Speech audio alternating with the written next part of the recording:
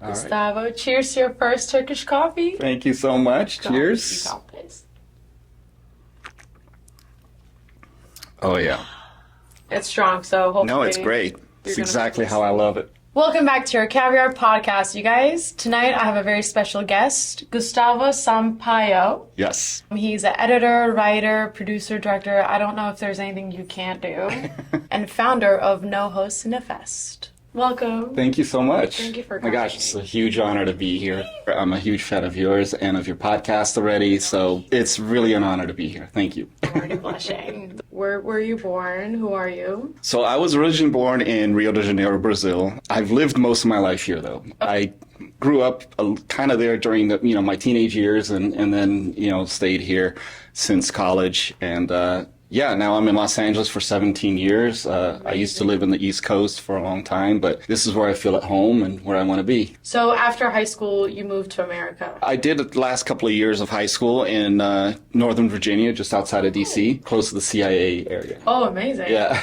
I went to school at Penn State University and then lived in Connecticut for a few years working at ESPN. That's where I started. Because I was an international student, I had to kind of move quickly with my career because they didn't give you a lot of time to start. I wanted to go in film, but it was a little too risky for me to come straight to LA, not having that, full-time job situation kind of lined up. And ESPN took a chance on me, and I decided to go that route first. We're moving too fast. Yeah, I figured. What was growing up in Brazil like? So, it was my early teenage years. It was amazing. I have some of the best memories. We lived in this building that kind of a community of sorts that had a ground level where all the kids would come down every day. We'd come home from school, go upstairs, drop off our stuff, and go downstairs. It would drive my dad nuts. Yeah. Played soccer for hours on concrete. We were kids, so we wanted to hang out and be with each other and learning to become a person, I guess. I already, because I had already lived in the U.S., there was a bit of this thing for me where I related to the Brazilians and to, that's where I'm from. But I had a different kind of side, a different view of things because I had lived in a different country. I always felt a little bit different from them because of the fact that, I had that coming from me. Yeah. Yeah. Also, you came at a later age, so I think that that affects you a bit more because you're more aware of it. When did you learn how to speak English? So the first time I came to the U.S., I was only 6 years old. I didn't speak a word of English, and I had to go to school. And it was really hard because, everyone's speaking English, and I'm by myself. And luckily, there's one Brazilian lady who was there, and she helped me out a little bit. I just know I watched a lot of TV, a lot of Sesame Street, Muppet Show, Wonder Woman, back in the late 70s, early 80s. You just learn. When you're a kid, you pick it up really fast. You do. And then I went back to Brazil, and they have American schools there and British schools, and I just, did that for a few years there, and then until I came back here. How did other kids see that when you were going to English schools in Brazil? My parents definitely wanted me to maintain the English because kids learn, but then they forget just as fast. So they wanted to make sure that I had that opportunity, that option for later in my life to be able to come to the U.S. again if I wanted to. My dad was in international telecommunications, so it was one of those things. The world was always kind of an option. It wasn't just, That's so nice. Yeah. International telecommunicator. Yeah, he was an executive, of high-end companies, and very different than me. Are your parents still together? My dad passed a few years ago. It was 2017. My mom lives close to my sister in South Carolina. Oh, great. So my sisters are all in the U.S. as well, and our lives are here now. So. Are you the youngest or? I'm the oldest. Oldest. Yeah. Okay. Do you go back to Brazil a lot? Not anymore.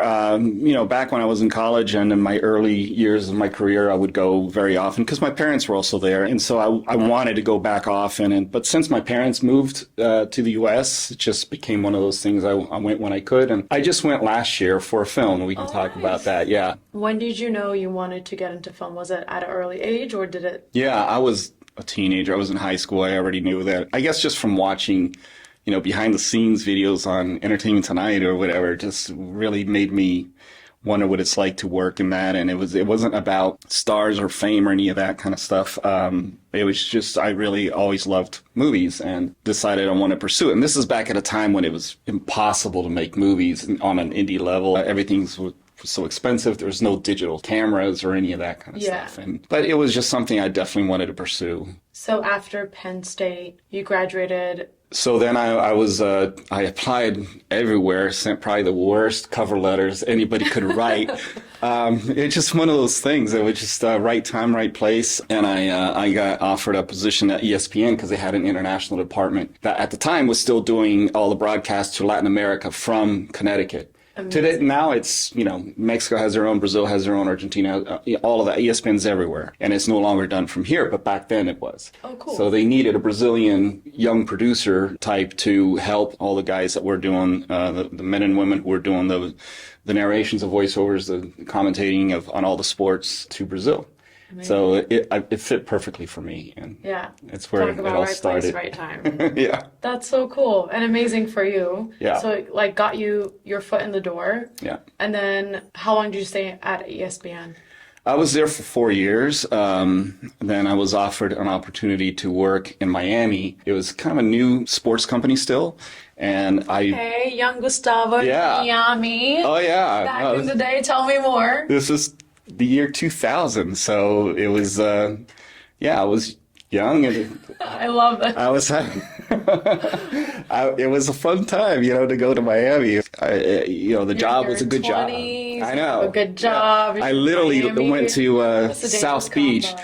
I lived in South Beach, but that was actually turned out to be a mistake. Why? If you've been to South Beach, it's great to go for a few days. You have a lot of fun and you can enjoy hotels and restaurants and bars and all that kind of stuff. But when you live there, then you're dealing with it's a lot of distractions, heavy traffic and a lot of people just everywhere. And it's, it's fun here and there, but it's on a day-to-day thing. It was not a good idea.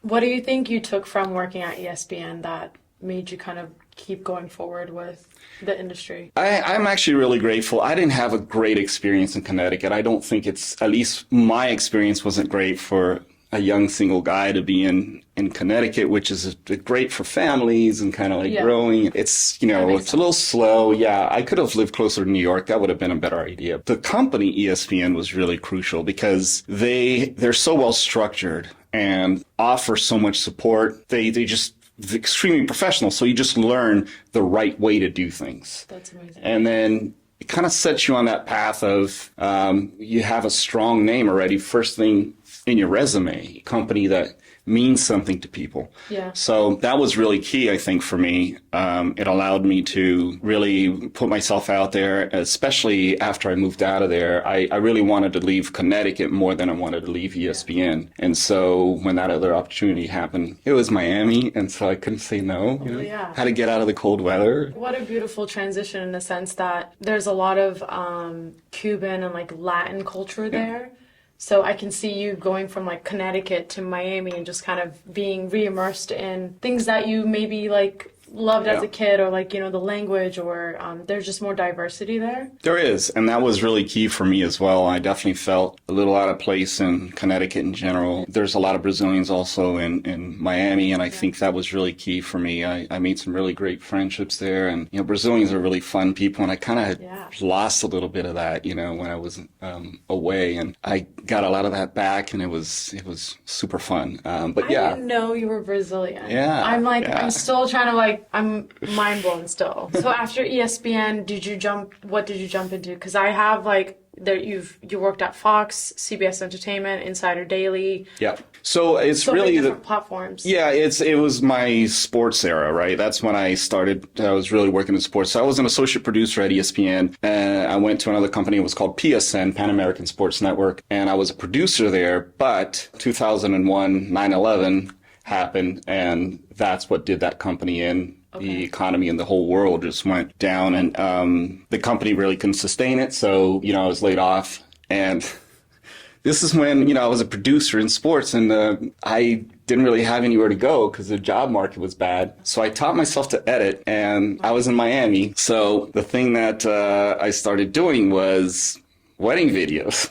Oh, okay. Bought a little camera and I started doing that. And it was really fun. I learned a lot from that because you're on your own and you're also dealing with a lot of different people, a lot of different egos, a lot of different personalities. Yeah. And In a very like stressful environment. yeah, well, I mean, Weddings are stressful. they are, and it's just, it was fun because, I could tell that some of them were dropping the ball, and so I would try to, like, alert certain key people, not the bride, in order to keep her calm, because nobody else was doing it, and I could see something was going to go bad, and so it was, it's something I really enjoyed doing for a little while. It was only for a couple of years, and You were also taking the role of the wedding planner. yeah, and that was kind of my side thing. Tell the bride, the venue is shit. But I also worked for Don King, boxing promoter. Don King promoted like Mike Tyson, and Guy. Oh, okay. yes, that's the man right there. Oh my god, he looks so sweet. Yeah, he was actually a controversial figure for a while, but he's one of the most brilliant men that I've ever met. He's extremely successful in all his promotions, and he used to have some funny things he would say. I mean, the most common one that people know of is he would say a lot like "only in America," and anytime people asked him like a tricky question, he would just say how much he loved America. That was always his answer. So Smart. yeah, anytime like there was kind of political question or something like that. So he's really smart. He would say little things like, if you can count your money, you ain't got none. So it's like he was really driven by his business. And I just learned a lot about how to communicate because he was a celebrity of his time. Yeah. But he would work a lot with people who were not known by the public. So anytime he showed up on camera, he would make a huge deal about them, put the spotlight on them, so they felt like $1 million. And now they're on his side, right? Yeah. And it was really smart, and it was, something I really enjoyed, experiencing for sure. I feel like we can relate in a sense that, like, for actors, they always say it's never about you, just always work off your partner. And if you're a giving actor, then it's just going to be a beautiful scene no matter what. So it's kind of that same mentality, and it's a very smart business move for sure. Did you watch the Golden Globes? Yeah, I watched a little bit. There was a couple of interviews where some of the questions these like interviewers ask on like the red carpet to, a few like big name actors and actresses, I'm cringing. Like, it's almost like I want to watch the interviews just because I know they're just going to like ask something ridiculous and so uncomfortable. Mm-hmm. And seeing actors navigate, some handle it with grace, some handle it, they just don't give a fuck. So they're like, what kind of question is that? And it's very fascinating to watch. Tommy Lee Jones is like that. He just really? gives one-word answers. I'll tell you a little bit about that when we talk about it. Okay. We worked on all these platforms as a producer. Yeah. What was like the biggest thing that you can take away from, because then you went into editing. I did. I was actually doing both. I was still producing a little bit. That's where the Fox Sports come up because they were looking for someone to take over and produce a lot of the stuff that was going to Latin America that they were doing, a lot of European soccer and things like that I had a lot of experience on. And I was still very young. So for me, it was, great because I started in Miami, and then eventually when I came out to LA, I continued to work with them. But really, once I started editing, that's when I really started to focus not only on editing, but on film, because then I started getting involved a little bit more with that. But television, my producing with sports is really what kind of, elevated me to a place where it allowed me to learn how to be a professional in that area. Amazing. And I do think that editors make amazing directors because you can shoot exactly what you want to have. You don't overshoot. So you're editing. Yeah. Thank you. That's a better way of saying it. Yeah. You're already editing it in your mind while you're directing and shooting. Yeah. And it allows you to even be more creative in the sense because you can shoot what you need, but then you may have an idea and that's okay because you're already keeping the time under control with and the budget. Right. Yeah. Yeah, that's huge. So that's massive. We love that. Do you think there was like a very pivoting moment going from producing, working at sport platforms to editing weddings and moving to LA? Like, was there a moment where you were like, okay, from now on, I really love just doing short films and feature films and that's what I'm going to focus on? Or was it just kind of like, whatever the job? No, I never, in fact, all my jobs as a producer, editor, in television have been jobs that I've enjoyed and that I've done very well in, and I feel comfortable in, but it's not where my passion or my heart is. And film has always been that.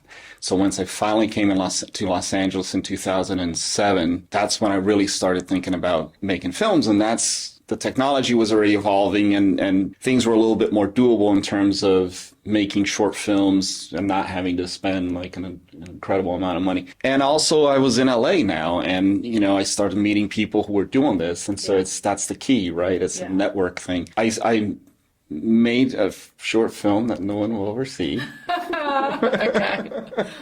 But I'm gonna dig deep. No, but it's just, you evolve, One day you'll feel that you're at a place where you're happy and that's where you want to reach. And so I made a couple of short films early on, went to a few festivals. There were a lot of things about those experiences that made me feel it'd be nice if the filmmakers were more seen or more promoted. Or I think the festivals always have a pretty diverse group, especially in the independent world. I just wanted to try something different and do something that was a little bit more where I could communicate more to people and really create a sense of network and community, because I felt like that was missing from the experiences that I had had. But I hadn't gone to any of the giant festivals yet, which is something I eventually did. Since been to Cannes or multiple other festivals many times, but on a smaller level, I just wanted to have a little bit more of that sense, especially in Los Angeles, create something where I could get into the film community more, meet amazing people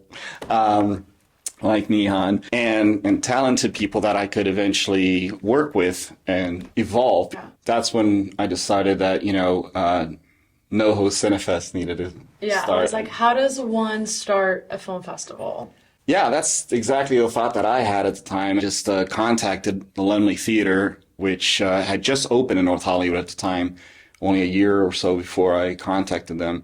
And the owner is amazing. Greg Laemmle is a huge fan and champion of independent film and art house film. He just made it easy for me because basically I rented the location, and the rest I was just kind of winging it, in the best way I could and trying to create that community. And first year was great. It was memorable in many ways, but I learned a lot from that experience. And, we're going into our 12th year now. That's amazing. So, and it feels like it just happened yesterday. So, and you guys are growing more and more each year. And I do respect that you give space for indie filmmakers. My main thing for the festival is I always want every filmmaker to feel like they're welcome and they are a part of it. In other words, they are the festival of that year, right? I tell them all the time, I say, I'm super excited for the festival because of you guys, because all I'm doing is just telling you where to go, and the rest of it comes from you. The films that you're bringing and also yourselves and the people that you're bringing, I mean, that's what's going to make it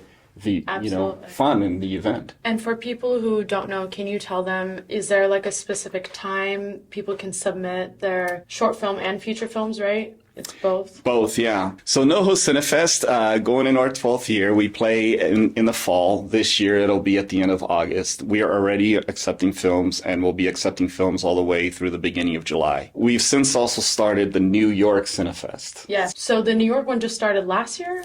No, the New York one, actually, we're going into our 4th year. Okay. Again, it goes by fast. Yeah. Our first one was in 2022. Insanely expensive being in New York, but we make it work. In New York, we play at the end of April, which is a great time to be in New York. Yes, I agree. The weather's great. So we take films for the New York one up until the beginning of March. Even though it's only 4 years old in New York, it feels like a more mature festival because of the fact that we've been doing it here. So I'm coming this year. Yeah, you gotta come out. You gotta come out. It's done. I was looking for an excuse to go to New York. There you go. That's amazing. Thank you. Yeah. I just love the fact that it's someone who's international. Yeah. That has their own platform and like a film festival where I just think it makes certain people who come from overseas, it kind of gives them a little bit more of like a warm welcome in a different way. Maybe their story that they made or just them as a person. Yeah. The festival, my wife and I own it, and we've been doing both festivals, obviously, for this long. And she's Colombian, I'm Brazilian. And Oh, I love this combo. yeah. Yes. And we have people from all over the world literally coming in every year. New York, actually, maybe because it's closer to Europe, gets a lot of people coming through. But on our first year, we had people from Japan, from Canada, and parts of Europe. We've had people come from all over. Yeah, there you go. Beautiful couple. Yeah. How did you guys meet? Online. Amazing. No, I mean, It's a long time ago, but yeah. that's amazing. Yeah, so. Oh, you guys make a beautiful couple. Thank you, dude. Hi. Yeah, what a great combo, Colombian and Brazilian. Yeah, no, we have a good time, and she's amazing during the festival. Always helps out, keeping like me grounded in many ways because I get pulled in so many directions. I'm kind of the face and the voice of the festival, and I'm the one communicating to a lot of the filmmakers, so I'm constantly being pulled in many directions. And you're hosting. It's a lot of work. Yeah, and it's 4 days, but it's 2 screens, so there's 30, sometimes more blocks of films during that time, and we have people coming from all over the country and other countries of the world now, so it feels like a lot of responsibility, Yeah, because it is. It is, yeah. You're killing it. I ask all my guests usually what's like their top 5 films that describe who they are, whether like it's something that inspired them, whether it's like an actor that's in it, or it was like their childhood favorite movie, whatever. But one of the first films when I was going to school in New York, I had 2 jobs, going to school full time, and New York gives you that indie feeling, if that makes sense, because it's so raw. I remember watching A Guide to Recognizing Your Saints. The director's Dito Montel, and it was his life story, and Shia LaBeouf played him in the movie. And that's cool. Yeah. And after I watched that movie, I remember it was my first year of film school. I was like, that's the type of movie I want to be in. It's definitely in my top 5, and I'm obsessed with it. But yeah, so give us your top 5. I mean, I went to film school, and we talked about, Fellini's and Wenders and all those guys, and I admired and respected so much of what we learned there. But I've always kind of like, been drawn to the whole Hollywood thing for a while. It wasn't really until I came to LA that I started really getting into more of the indie scene. That Die Hard's my favorite Christmas movie. Right. It's something I saw it in the theaters. Yeah. I mean, Star Wars the same. Okay. I saw it in the theaters. I mean, it's hard not to have that imprinted in your brain. I had all the toys and all that as a kid. I always, for some reason, Lesson Zero sticks with me. You said Robert Downey Jr., and that's one of his films where it's impossible not to think of Pulp Fiction from that time when I was in college, and that, I suppose you could call that an indie, that's kind of, more on those lines. And, Silence of the Lambs has to be another one, that's so scary. That film won, I think, 5 Oscars. I mean, today I don't think it would win any because they tend to go more indie than studio, but it was transformational. But there's a lot of other films. I loved Scream as far as when you talk about, Scream actually was interesting because it came out in December, right before Christmas, a week before Titanic. And this is 1997 when there is no internet, really, not really. Nobody bought tickets ahead of time. You went to the theater and you bought tickets. So I went to go see Titanic. It was completely sold out in like 4 screens.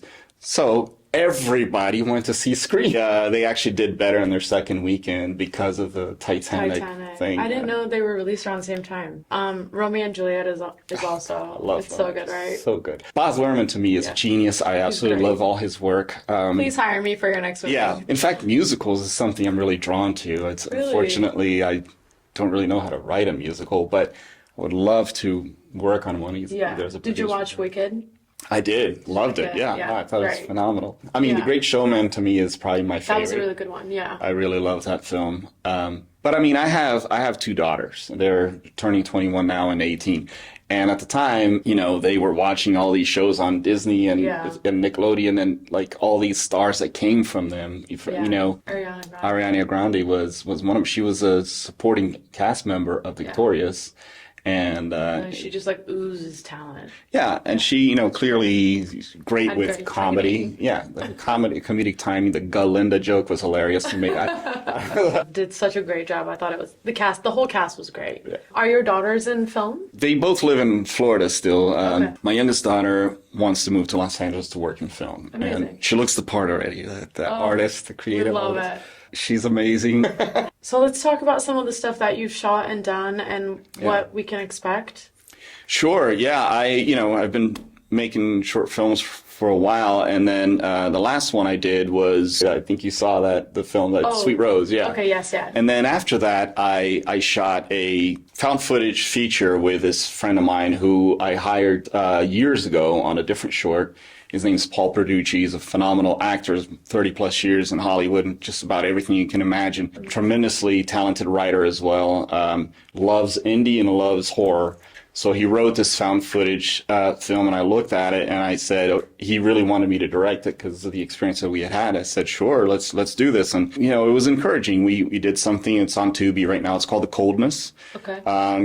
We really enjoy that, so we decided we want to make another one. So he wrote this other screenplay, and this is the film that I just finished editing the first cut of. I'm extremely excited for this one. The film, it's basically about these four young adults that come across this VHS tape that's been circling around the dark corners of the web. That's supposed to have like this guy who has a solution to life, and they're going through some hard things and all that, so they wanted to expand their minds and seek something out, like in horror movies, never a good idea. But basically there's this guy who's Paul Perducci. He plays the guy on the tape. So I had to shoot everything that's on that tape first. We shot for like 2 days, just him doing all the things, and I edited all this stuff. It was like 30 minutes worth of material. Put it on a VHS tape, which I had no idea how to do anymore. It's like, who knows how to use that? Yeah. We shot 75 pages in 5 days. And I found the cast all through the festival, handpicked them. They actually all lived in North Hollywood where I did. So we carpooled every day to set. You guys became a family really quickly. It was a blast. And 5 days, that's really impressive. yeah. And then what you said about editing, I will say I wish I had shot a couple extra things here. That's always going to be a thing. Right. Yeah. That was the last thing you shot, and that's coming out whenever you guys are done with Yeah. this. Okay, cool. This is something I'm trying to go a little bit bigger with. I have some, because of the festival, I've made some contacts along the way, and we want to try to elevate the post-production as high as possible. So that's where I am with it. I'm hoping to release it. Yeah, and that's called the Complete Howard French Course. Is there any advice that you have someone who's going from like editing and, maybe inspires to be like a director? You can't be afraid to evolve, to try, to do the work. And you're going to spend more money than you should. You're going to make certain mistakes that, you're going to feel bad about and whatever. At least that was the case for me in many cases. I certainly see some first-time directors that are pretty amazing that because of the festival we get them. And some people just have that, or perhaps they have the right kind of people around them right away.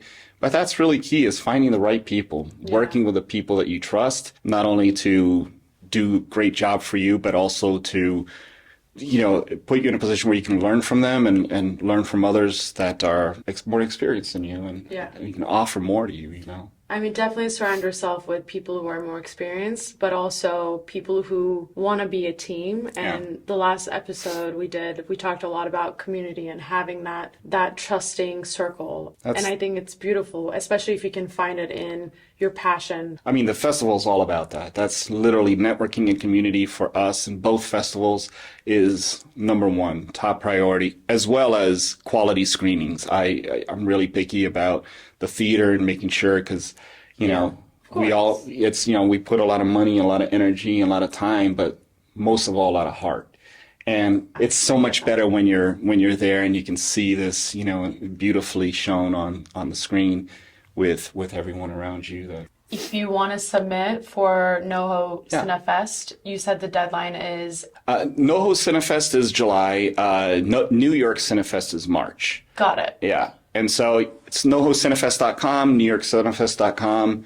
We're on Instagram as well. Great. And very easy to find us. Amazing. Yeah. Yeah. You had such a great educational upbringing in a very unique way. Thank you. I mean, I've been around a long time, but I've been very lucky to have had the experiences that I had, and, the companies that I worked for. My job is as an editor for CBS News. I love my job. I do well with it. Major company that gives me, stability and a way to, evolve as a professional and keep me grounded. I really love film, and that's where my passion is, of course. And so I continue to pursue that it's really important, it's very easy to make excuses. Yeah. It's focus is really key. And, it's sometimes it's the hard part with so many distractions. And So Justin, do you want me to ask it or do you... Actually, you ask it. Okay, so this is a little game of this or that, the filmmaking edition. Woo! nice. Big budget blockbuster or an indie film?